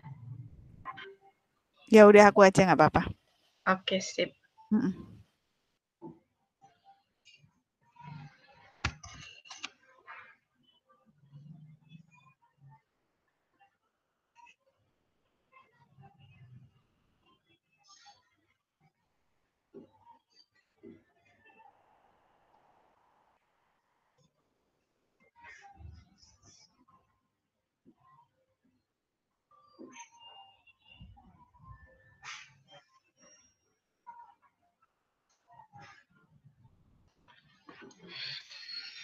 Silakan. Baik, terima kasih sebelumnya kepada Bapak Ibu yang bisa berkenan hadir untuk webinar hari ini. Dari penjelasan sebelumnya dari Bu Puspita dan Bu Bonita, saya Asmirawati Ismail sekarang menjelaskan tentang proses produksi halal. Lanjut. Di dalam proses produksi halal ini, kalau kita berbicara tentang proses produksi sesuai sertifikasi halal MUI, maka ini adalah secara lingkup besar yang harus kita pahami, apa sebenarnya yang kita inginkan. Apakah memang mau menjalankan syariat Islam sesuai yang diajarkan seperti yang dijelaskan oleh Puspita tadi, atau kita hanya pada tataran ya pokoknya melakukan menjual gitu, seperti itu. Jadi di saat kita berbicara tentang sertifikasi halal, jadi kita harus punya pengetahuan terutama tentang proses produksi halal itu sendiri. Karena kebanyakan itu yang dibahas adalah mungkin masalah bahan, tapi sering luput masalah pengolahannya, proses produksinya. Lanjut. Di sini menurut kriteria dari MUI itu ada kriteria fasilitas produksi, kriteria prosedur aktivitas kritis, dan kriteria kemampuan telusur. Seperti yang dijelaskan tadi. Jadi dalam persiapan proses produksi ini ada bahan baku yang seperti yang dijelaskan oleh Bu Bonita tadi sesuai dengan kriteria bahan halal, kemudian penanganan sesuai standar. Kemudian fasilitas produksinya harus bebas dari najis. Next. Fasilitas produksi ini baik alat-alatnya secara skala utama ya, apakah peralatan utama ataupun peralatan pembantu. Kalau untuk skala UMKM mungkin kalau ada pun mesin ataupun peralatan-peralatan berat itu tetap harus dijaga kehalalannya jauh dari najis. Kemudian peralatan pembantu itu bisa jadi alat-alat pendukung yang kecil-kecil ya. Next. Di dalam fasilitas produksi sendiri itu ada fasilitas khusus yang bisa digunakan hanya untuk produksi halal, kemudian ada yang wajib untuk rumah potong hewan ya. Kategori dari MUI itu sendiri untuk potong hewan, kemudian produk olahan daging dan dapur, restoran, catering. Cuman sekarang kan masalahnya kalau untuk UMKM mungkin masih banyak yang belum bisa mengurus kriteria halal MUI ini. Kemudian kalaupun ada sharing fasilitas, ada kontak dengan bahan atau produk, harus bebas dari babi, pencucian sebelum produksi halal jika terkena najis. Kemudian harus ada jaminan tidak ada kontaminasi, tidak ada kontak bahan atau produk, bisa boleh bersama dengan bahan babi selama tidak ada kontaminasi silang. Misalnya, mungkin ibu-ibu misalnya atau bapak mungkin pernah pergi ke restoran, makan di restoran. Saya pernah waktu itu makan di restoran Padang, di sebelahnya ternyata restoran Cina. Ternyata saat kita masuk ke dalam itu dapurnya ternyata satu. Ternyata itu ownernya satu. Jadi pas kita tahu itu kita nggak jadi makan di sana gitu. Jadi itu bakalan ada kontaminasi dengan najis di sana karena peralatan yang digunakan itu sama. Yang satu menjual makanan mengandung babi, yang satu tidak gitu. Tapi peralatannya satu, itu sudah jelas itu haram untuk dikonsumsi. Next.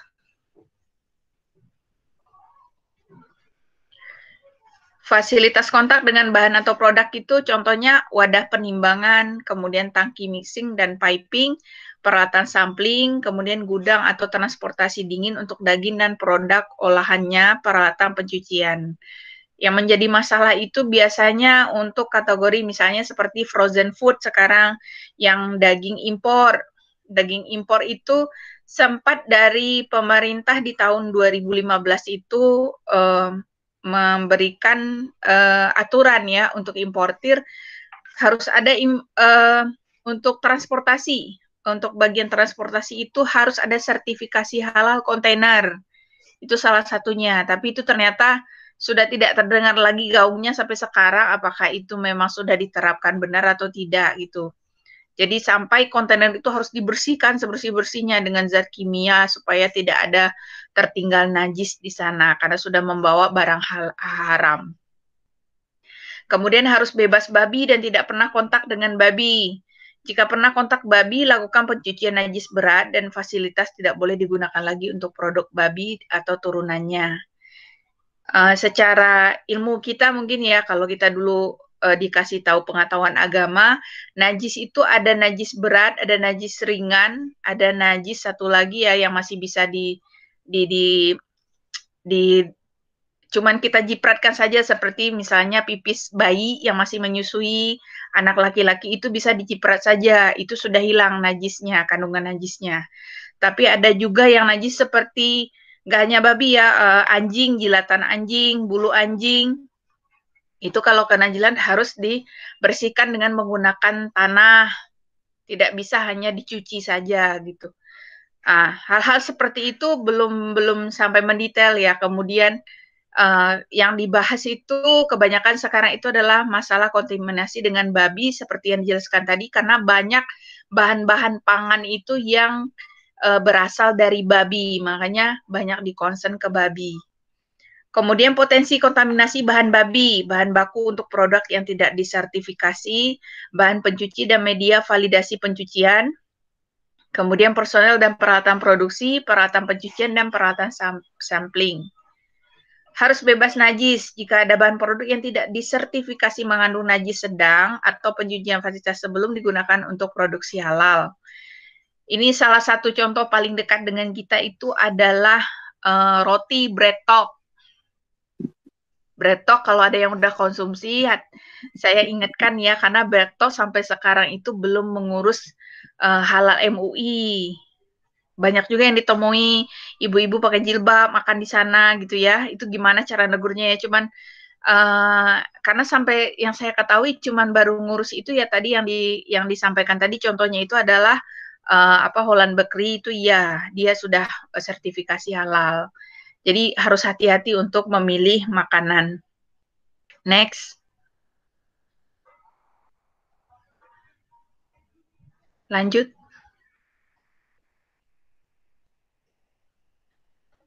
Kemudian contoh lainnya adalah gudang bahan atau produk kering, ruang sampling, transportasi produk kering terkemas. Boleh digunakan bersama dengan bahan atau produk babi, namun harus menjamin bahan atau produk halal tidak terkontaminasi najis. Kalau seperti di gambar ini dibikin rak ya, itu biasanya dibawa dengan palet. Jadi masing-masingnya itu tidak terkontaminasi. Kemudian bahan atau produk disimpan dalam kondisi terkemas dengan baik. Jika penyimpanan bersama dengan bahan haram atau najis, maka bahan halal baru bisa dibuka di area produksi agar tidak terkontaminasi. Lanjut.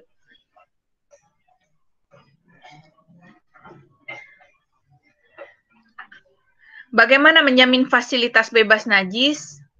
Pastikan personel atau anak buah yang ada di UKM sendiri itu mengerti potensi kontaminasi najis. Kemudian periksa apakah pencucian dan sterilisasi alat di lab mikro bisa mengkontaminasi peralatan sampling. Jika ya, pastikan media atau reagen di lab mikro bebas babi. Ini memang ada personal tertentu ya yang bisa memeriksa bagian ini ya. Mungkin tidak akan diberatkan kepada UKM. Pastikan metode validasinya, kemudian tidak ada kontak langsung dengan media. Lanjut, kemudian mereview SOP dan menambah ruang lingkup audit. Pendaftaran fasilitas produksi, ini harus didaftarkan dalam aplikasi sertifikasi. Industri pengolahan, semua pabrik yang menghasilkan produk yang didaftarkan dan dipasarkan di Indonesia, baik sendiri atau pihak lain, itu harus terregistrasi. Kemudian restoran, dapur atau pusat atau cabang, kemudian outlet, godang, termasuk fasilitas yang digunakan untuk membuat menu, konsinyasi atau titipan, atau menu yang dibeli yang belum memiliki sertifikat halal. Kemudian catering, dapur atau pusat cabangnya sendiri, kemudian gudangnya, termasuk fasilitas yang digunakan untuk membuat menu rekanan atau menu yang dibeli yang belum memiliki sertifikat halal. Lanjut. Kemudian dalam proses produksi sendiri, Ada hal yang perlu difokuskan, harus memiliki prosedur yang menjamin produk halal hanya menggunakan bahan yang disetujui oleh LPPOM MUI sesuai dengan daftar bahan halal, kemudian dilakukan di fasilitas produksi yang memenuhi kriteria.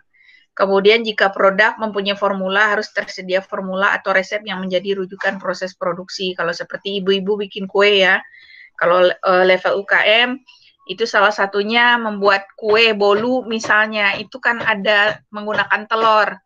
Telur itu harus dicuci ya, karena itu ada mengandung najisnya, bekas pupnya ayam itu. Jadi harus dicuci dulu sebelum digunakan. Itu salah satunya yang bisa menjadi kriteria apakah bahan yang digunakan sesuai dengan proses atau prosedur yang ditetapkan oleh MUI. Kemudian jika terdapat fasilitas bersama atau sharing facility, harus menjamin bahan yang digunakan untuk produk yang tidak disertifikasi tidak mengandung babi atau turunannya. Kemudian bukti produksi harus disimpan dan dipelihara seperti catatan penimbangan, catatan produksi harian, catatan penggunaan bahan di maklon. Ini harus detail ya kalau kita mau mengurus sertifikasi halal ini, segala sistem administrasi harus ada disimpan, di record. Lanjut. Pencucian fasilitas produksi harus memiliki prosedur pencucian fasilitas produksi untuk menjamin proses pencucian dapat menghilangkan najis, seperti daging atau produk turunan hewani yang tidak memiliki SH, penyembelihannya tidak sesuai syariat Islam, minuman keras, kotoran hewan, bangkai hewan. Kemudian bahan pembantu seperti sanitizer, kemudian pencucian fasilitas tidak boleh berasal dari bahan haram atau najis. Dapat dilengkapi dengan MSDS atau Animal Free Statement. Kemudian pencucian bisa dengan air atau non-air, misalnya minyak, dilap, basah, disikat, atau disemprot udara bertekanan. Next. Kemudian pencucian non-air diperbolehkan jika pencucian dengan air menyebabkan kerusakan fasilitas, produk, atau kerusakan teknis lainnya. Fasilitas terbuat dari bahan yang tidak menyerap najis. Proses pencucian harus diverifikasi untuk membuktikan hilangnya warna dan bau dari pengotor. Cara verifikasi dapat ditentukan sendiri oleh perusahaan, pastikan tidak mengkontaminasi. Buktinya harus disimpan dan dipelihara. Kalau sekarang ini verifikasi ini baru dalam tataran mungkin menggunakan deterjen apa untuk membersihkan, yaitu seperti yang dibilang saya bilang tadi bahwasanya di dalam hadis sendiri itu ada untuk mensucikan lagi barang yang sudah kena najis itu ada menggunakan media tanah, tidak hanya air ya. Kalau sekarang kan sudah ada deterjen, tapi secara ilmu syariat Islamnya itu ada menggunakan media tanah. Selanjutnya teknik validasi verifikasi proses pencucian itu ini biasanya dilakukan oleh auditor dengan pengamatan secara visual, kemudian ada pengecekan mikroba, kemudian ada diambil residu, kemudian residu dari pelarut pembiasan terakhir, kemudian cemaran mikroba pada permukaan alat. Next.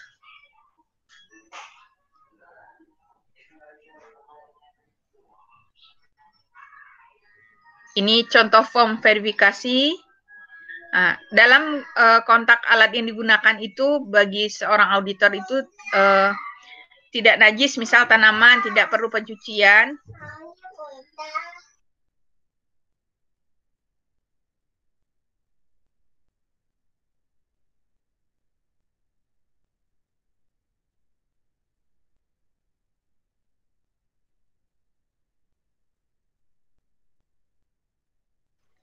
Najis selain babi, kemudian babi jika tidak oke maka bisa dilakukan media yang lain untuk membersihkan najis.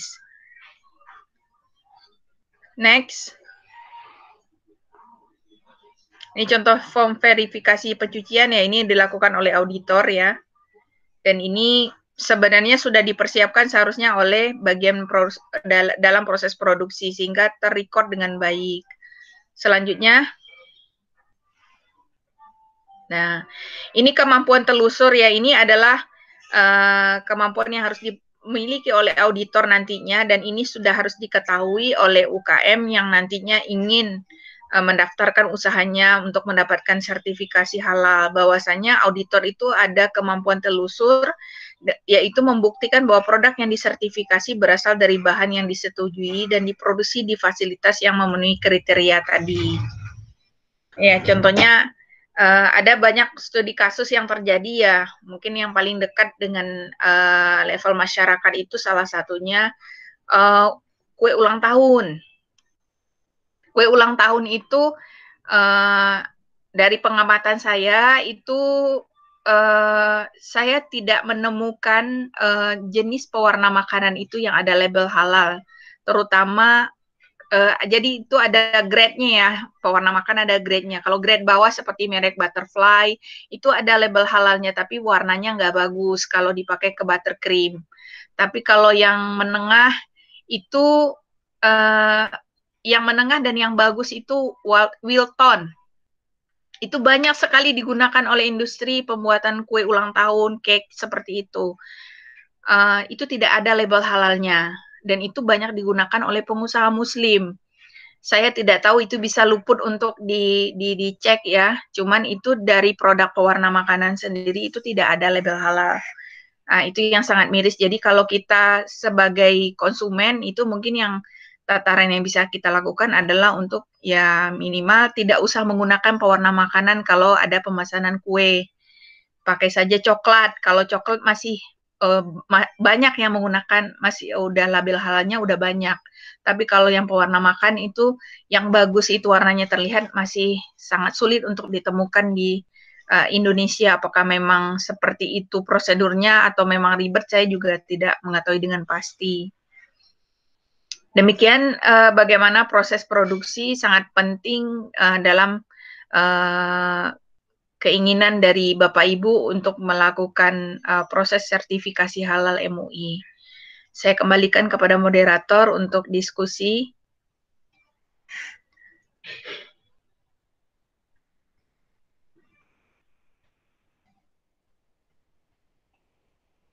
Ya, ini webinar ini sebenarnya dilakukan sebagai program pengabdian masyarakat, dan ini baru level awalnya ya untuk pengetahuan umum saja, dan insya Allah untuk next-nya akan dilanjutkan kembali. Oke, Bu Asmirawati. Alhamdulillah akhirnya on time ya. 3.4 jam 15.40, 3 materi sudah disampaikan oleh 3 pembicara. Saatnya sesi terakhir yaitu sesi tanya jawab yang ditunggu-tunggu. Ada 3 door prize sebenarnya yang disediakan sebanyak 100.000 per orang untuk penanya, 3 penanya gitu ya, 3 penanya terbaik ya. Atau kalau nggak ada 3 penanya ya nanti dilihat siapa yang bertahan nih dari awal sampai akhir. Dari awal sampai akhir di webinar ini nggak live gitu ya.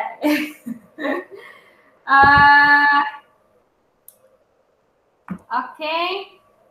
Langsung tanya jawab aja apa gimana nih Bu Puspita? Bu Puspita langsung ya, kita buka sesi tanya jawab ya, sudah siap ya? Mungkin ditujukan ke Bu Puspita. Langsung aja. Silakan ada yang mau bertanya. Bagi para peserta yang ingin bertanya, silakan mengaktifkan mikrofon, mengaktifkan kamera boleh, enggak juga nggak apa-apa. Monggo. Matikan kamera juga nggak apa-apa. Monggo. Silahkan. Jangan Bu Silvi yang nanya ya. Bu Silvi udah unmute itu. Ayo silahkan. Oh iya, Mbak Dewi Masruroh mungkin. Bu Puspita tadi bisa ditampilkan yang cover terakhir yang Bu Asmirawati, Bu. Oke, silahkan. Bentar.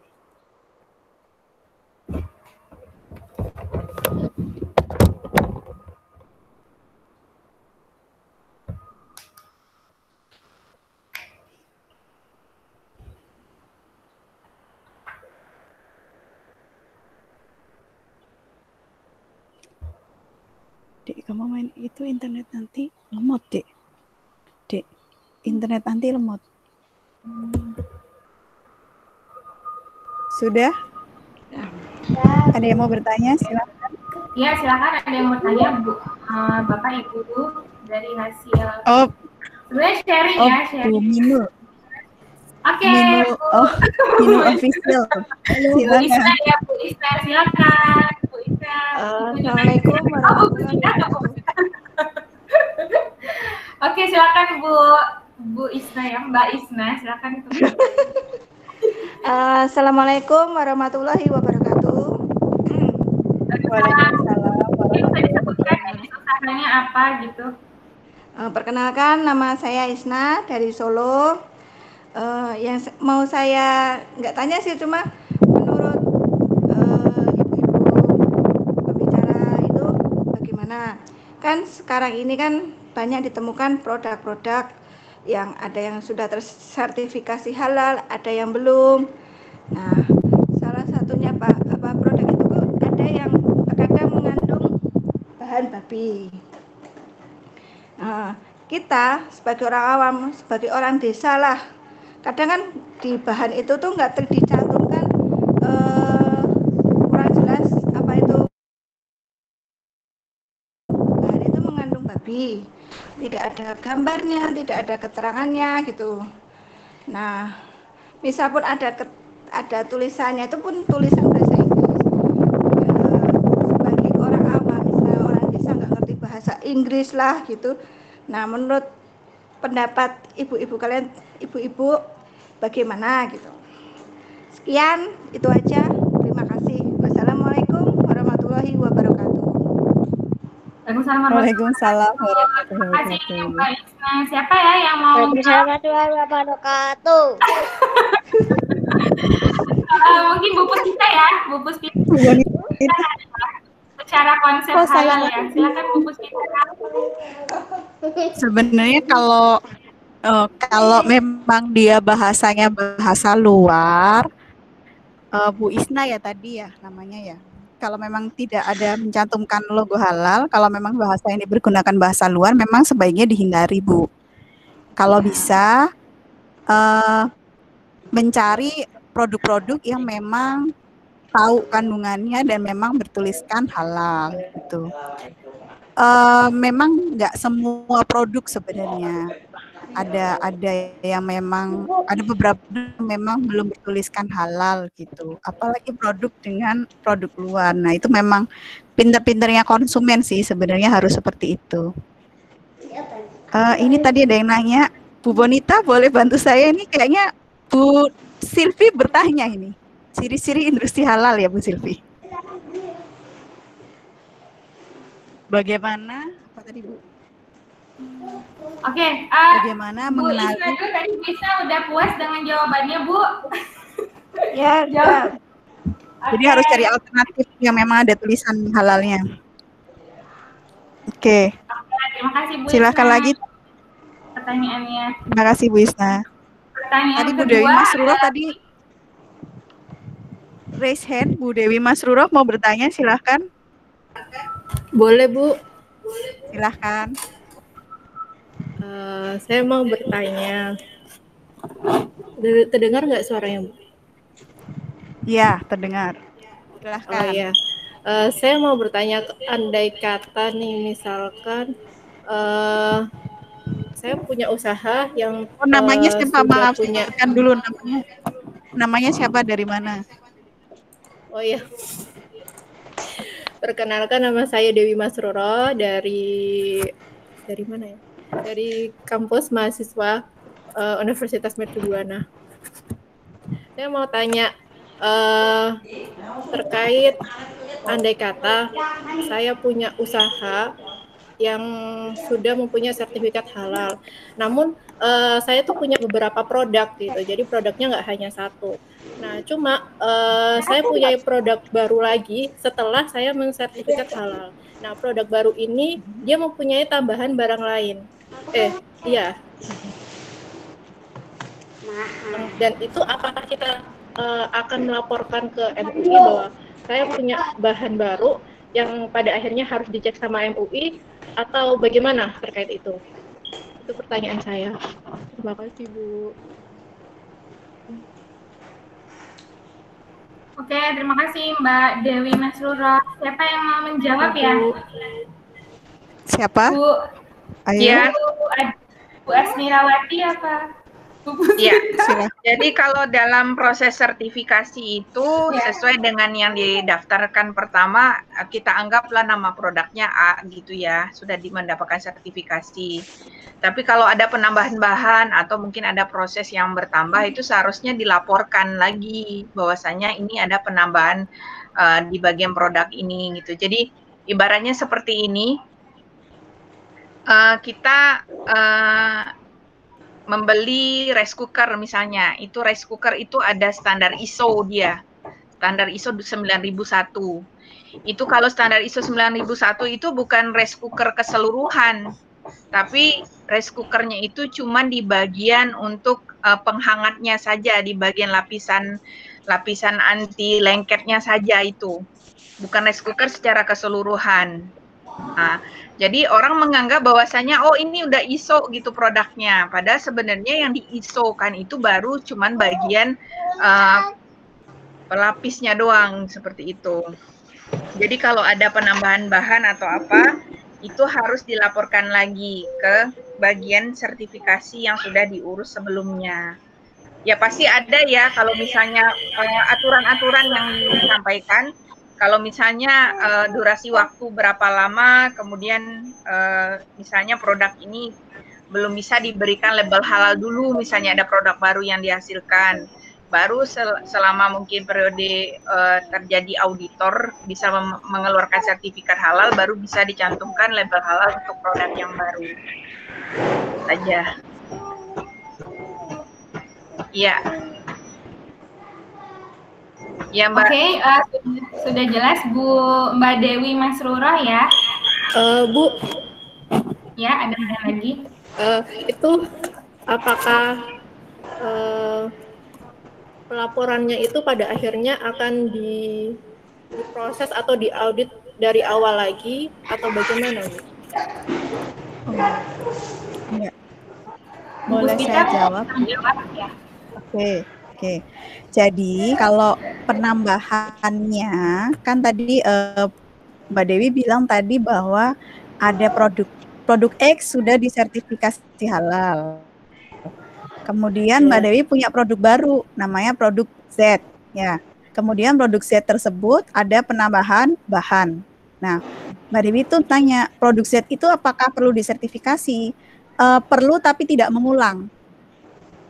Jadi sistemnya itu nanti bahan tambahan yang untuk produk Z tersebut itu didaftarkan dulu apakah bahan tambahan tersebut itu memang termasuk kategori yang halal atau tidak, memenuhi kriteria halal atau tidak bahan tambahan barunya tadi, untuk menverifikasi apakah produk Z tersebut halal sama dengan produk yang sebelumnya. Tapi tidak mulai dari nol yang benar-benar dari proses awal, tidak. Itu semacam, contohnya nanti akan menjadi pelaporan aja. Pelaporan memang tetap ada data yang harus diverifikasi, memang iya, tapi tidak memulai dari nol seperti misal sebuah UKM harus melakukan sertifikasi halal dari awal yang memang bikin dokumen lengkap seperti itu, tidak. Gitu. Hanya cukup pelaporan saja, nanti diverifikasi juga. Oke. Ada pertanyaan lagi? Makasih, Bu. Cukup jelas. Oke, makasih. Terima kasih, pertanyaannya bagus sekali ya Mbak Dewi Masruro. Sepertinya calon penerima door prize ini. Oke, selanjutnya siapa lagi? Tadi ada pertanyaan dari Mbak Eni ya. Mbak Eni, mungkin Mbak Eni Nur Hayati mau bertanya. Mbak Eni. Silahkan. Silahkan Mbak Eni. Jadi nanya.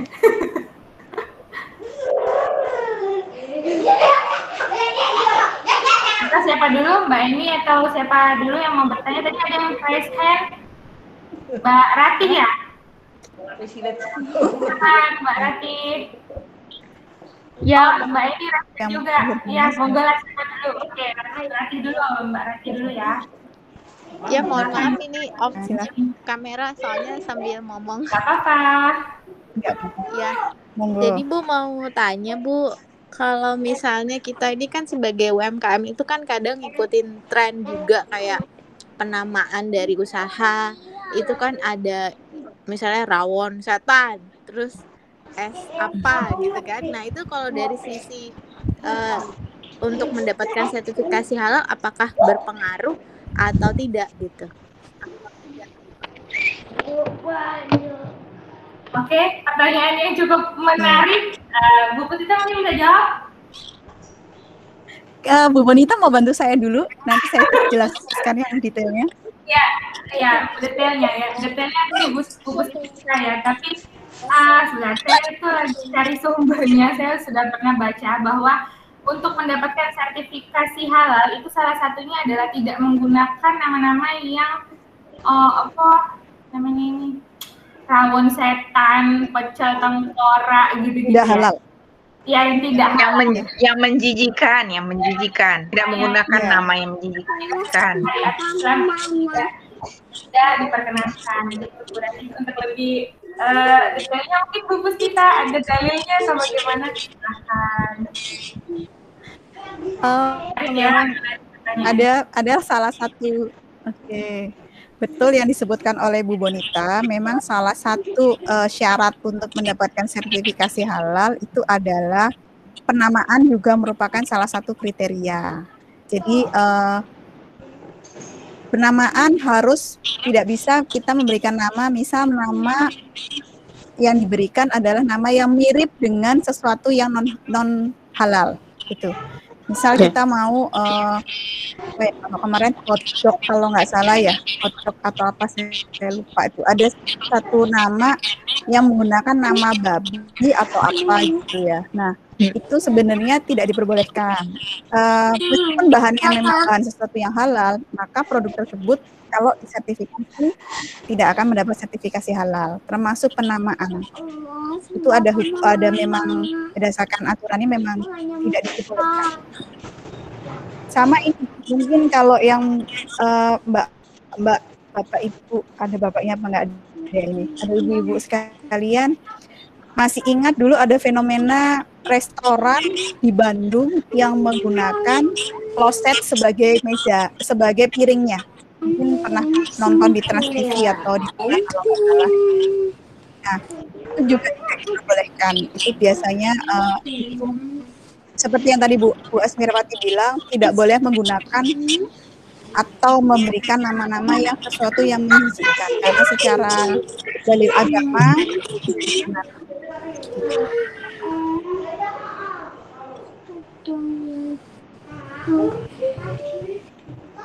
Oke, bagaimana sudah jelas ya? Mudah-mudahan bisa menjawab. Iya. Terima kasih Bu. Terima kasih. Selanjutnya Mbak Eni ya, ada raise hand juga. Wow, laris manis. Bisa jadi doorpressnya lebih dari 3 ya. Mbak Eni silakan Mbak Eni di unmute pertanyaannya apa? Oh iya, mau izin bertanya ya? Ya. Ya, tadi kan yang pas disebutkan untuk dari makanan kan untuk menentukan halal haramnya kan tadi ada titik kritis makanannya ya. Nah, terus itu apakah setiap titik kritis setiap jenis makanan itu titik kritisnya berbeda, apakah berbeda-beda? Kemudian ya yang menjadi titik beratnya untuk menentukan titik kritis makanan itu apa? Oke, kayaknya ini tadi yang nampilin slide-nya siapa ya? Slide saya ya. Bu Bonita, silakan dijawab sendiri Bu Bonita. Baik, terima kasih pertanyaannya bagus sekali gitu dan kelihatan memperhatikan presentasi. Jadi di slide bahan pengetahuan bahan tadi, pengenalan bahan memang ada titik kritis. Boleh saya stop presentasi Bu Bon? Mungkin Bu Bon bisa buka slide-nya Bu Bon. Oh iya, boleh. Ya, di luar. Iya. Bu. Di luar ya. Ya, Bu. Ini Bu jadi lokat gitu. Udah apa? Lama banget nih. Di luar. Oke. Kita ini ya, kita present now dulu. Oke. Jadi setiap bahan Mbak Eni pada prinsipnya adalah kalau bahan tersebut hanya berasal dari raw material kayak daging segar gitu yang langsung dikonsumsi tanpa pengolahan, itu tentu tidak akan diidentifikasi titik kritis keharamannya gitu. Tapi kalau dia mengalami proses pengolahan, mengalami penambahan bahan penolong atau bahan aditif yang atau bahan mikrobial, itu perlu diidentifikasi titik kritis keharamannya. Contoh yang saya ambil dari buku, ini kelihatan nggak bukunya? Buku referensi titik kritis ya. Contohnya adalah enzim gitu, enzim yang dicampurkan di dalam pengolahan makanan. Titik kritisnya apa? Tergantung pada sumber enzim dan bahan tambahan yang ditambahkan pada tahap akhir pembuatan enzim. Enzim dapat diisolasi dari organ atau bagian tubuh hewan lainnya, misalnya rennet dan pepsin yang diperoleh dari lambung anak sapi. Jadi ada juga enzim yang berasal dari tumbuhan, namun perlu juga diperhatikan saat proses ekstraksi enzim tersebut gitu ya. Jadi bahan-bahan yang ada bahan penolongnya ini loh, yang diolah ini loh, yang perlu kita perhatikan titik kritisnya. Kalau misalnya dia nggak ada proses pengolahan, berarti udah lewat, nggak ada, berarti dia makanan itu nggak ada titik kritis untuk menjadi haram gitu. Jadi setiap makanan akan berbeda-beda titik kritisnya ada di mana. Makanya itu auditor halal nanti akan memeriksa kembali yang seperti ditanyakan Mbak Dewi Masrullah tadi, kalau misalnya saya nambahin bahan tertentu gitu, itu harus diperiksa apa sih yang ditambahin, apakah dia bahan penolong misalnya berupa gelatin gitu. Gelatin pun kita harus telusuri kehalalannya, ada titik kritis haram nggak dia di situ. Kalau memang dia mencurigakan, misalnya warning awalnya dia kritisnya untuk haram, ada sesuatu harus ditelusuri lagi. Itu yang dimaksud dengan titik kritis, sehingga tabel yang di slide tadi ini akan sangat membantu kita untuk mengidentifikasi bahan atau produk yang kita hasilkan. Mungkin gitu ya, Mbak Eni menjawab nggak sih? Iya. Oke. Ya, terima kasih. Terima kasih. Sudah berapa penanya ya tadi? Bu Silvi jadi nanya, Bu? Bu Silvi udah live. Bu Silvi udah live kayaknya. Oh, Bu Silvi sudah live ya? Udah live, sudah. Tadi ya Bu Silvi ini. Ada lagi Bu Ibu yang mau bertanya?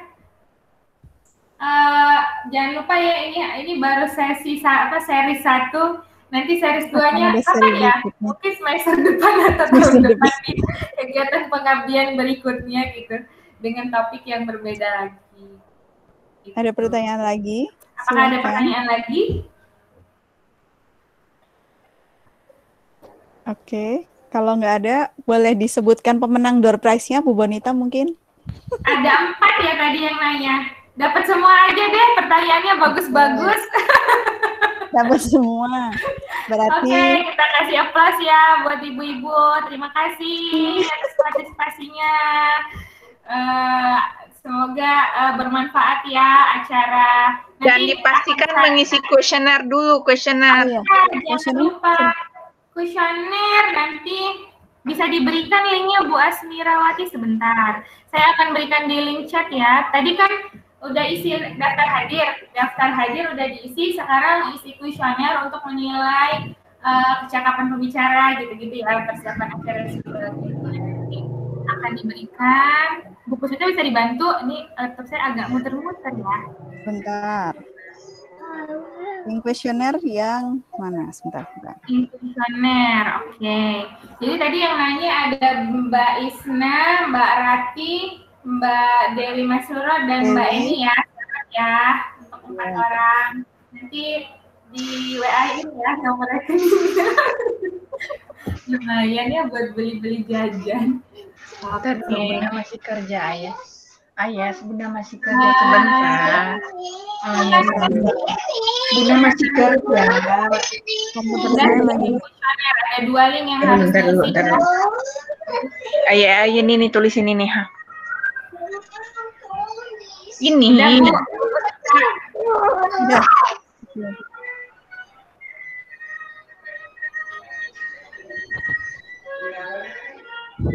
Mohon nanti bisa mengirimkan nomor rekening bagi 4 peserta.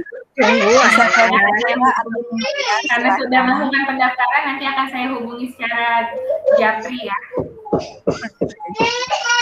Sebentar. Oke, link di sana sudah ada di kolom chat. Silakan untuk diisi. Ada form.com. Link ke sana itu Jatform. Kalau link daftar hadir itu pakai form Google. Ya. Oke, sekian. Saya rasa sudah pukul 16 on time ya, lewat 4 menit. Alhamdulillah kita ucapkan rasa syukur. Alhamdulillah acara ini bisa berjalan dengan lancar, dengan baik gitu, dan banyak yang nanya juga. Senang ya. Mudah-mudahan materinya bisa menjadi manfaat bagi kita semua untuk mulai sadar akan produk yang halal, terutama untuk produk yang dihasilkan oleh UMKM kita, gitu. Apa ada yang mau disampaikan lagi dari Puspita dan Bu Asmirawati? Saya sudah cukup. Terima kasih atas kehadirannya aja untuk semuanya. Oke, terima kasih. Kalau gitu saya tutup ya acara ini. Terima kasih untuk Bapak Ibu yang sudah mengikuti webinar ini. Sampai bertemu lagi di webinar series 2. Assalamualaikum warahmatullahi wabarakatuh. Jangan lupa isi daftar hadir dan questionnaire.